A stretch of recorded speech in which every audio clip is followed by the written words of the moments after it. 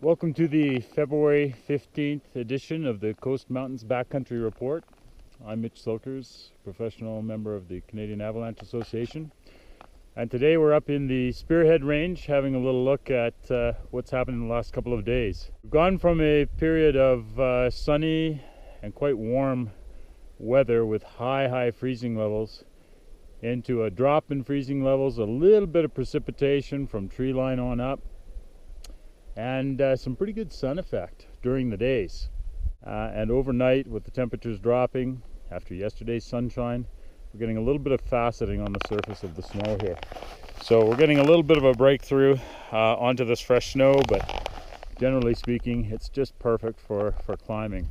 One of the things I'm noticing from yesterday afternoon and some previous activity is that there are a lot of roller balls that have come down, pinwheels, from the rocky areas up above, and there's a lot of stuff, if we get some more snow, that could really ruin a person's day or season if that person ran into that.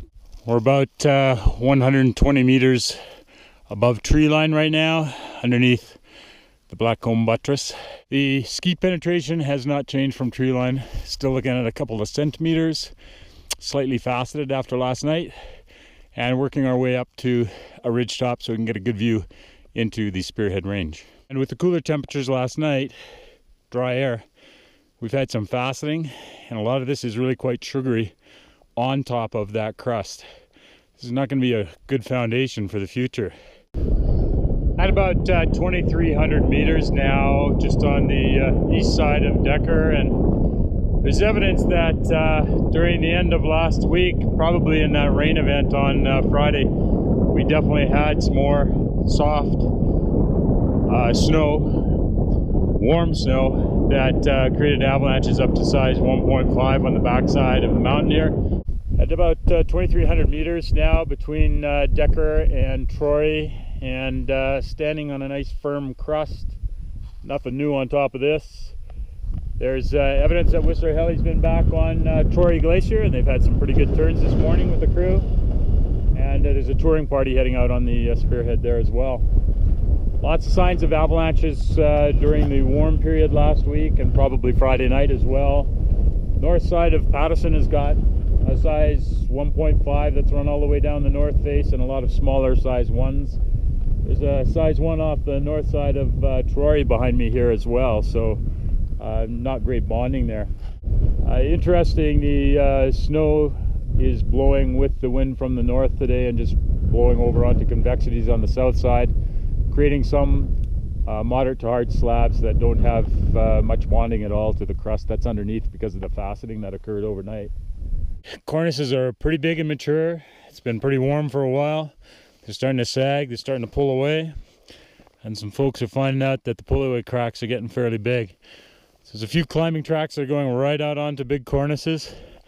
Certainly not recommended this time of the year, or any time of the year really. So we've dropped down about 120 vertical meters from the summit, where the snow was being transported by moderate to strong winds, and here we're finding where it's been laid down on a south aspect, and it's actually making some creamyish sort of turns and looking not too bad. Some other folks have figured out what the program is here too, and they're on the south side of Decker, southwest side of Decker, looking for the same sort of stuff.